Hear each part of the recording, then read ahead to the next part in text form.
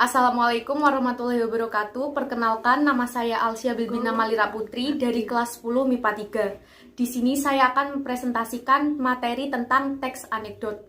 Berikut ini pengertian teks anekdot menurut para ahli. Yang pertama, menurut Danenjaja, anekdot adalah kisah fiktif lucu pribadi seorang tokoh atau beberapa tokoh yang benar-benar ada. Yang kedua, menurut Ferat, anekdot adalah semacam cerita pendek yang bertujuan untuk menyampaikan karakteristik yang menarik atau aneh mengenal seseorang atau suatu hal lain.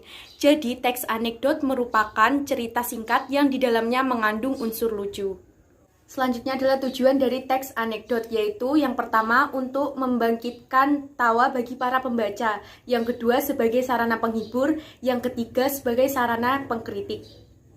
Ciri-ciri dari teks anekdot ini yaitu yang pertama bersifat humor atau lelucon, yang kedua bersifat menggelitik dan bersifat menyindir, yang ketiga kisah cerita yang disajikan hampir menyerupai dongeng, dan yang keempat terkadang menceritakan tentang karakter hewan dengan manusia yang terhubung secara umum dan realistis.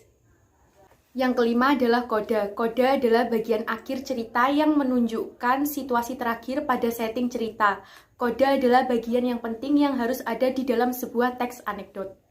Kebahasaan teks anekdot adalah 1. Memakai kata keterangan bentuk lampau, 2. Menggunakan kata kerja lampau, yang ketiga menggunakan kiasan atau gaya bahasa metafora, yang keempat bersifat naratif yang diceritakan secara runtut, 5. Menggunakan kata penghubung dan tanda baca sesuai kaidah, 6. Menggunakan kata sifat, kata benda, dan kata majemuk, 7. Bisa dilengkapi dengan pertanyaan retorik, 8. Menggunakan bahasa informal atau bahasa sehari-hari, yang ke-9 memadukan antara fakta dan kejadian.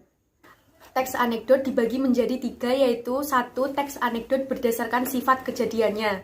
Teks anekdot dibagi menjadi 3, yaitu yang pertama, teks anekdot berdasarkan sifat kejadiannya, terdiri dari 1. Teks anekdot fiksi adalah teks anekdot yang bersifat lucu dengan kejadian yang bersifat khayalan, tidak nyata atau hanya fiktif belaka.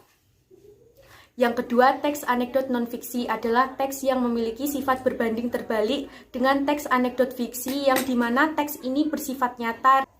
2. Teks anekdot berdasarkan bentuk ceritanya.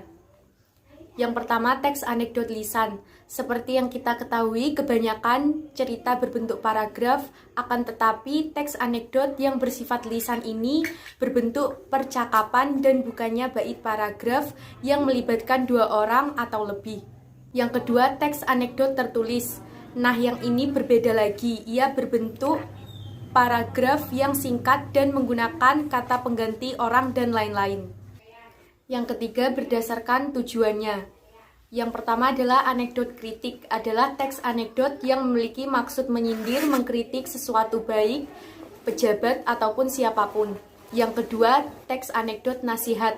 Adalah teks anekdot yang bukan cuma teks cerita lucu saja, melainkan di dalamnya terdapat makna nasihat yang penting dan perlu dipahami oleh sang pembaca. Yang ketiga adalah anekdot hiburan.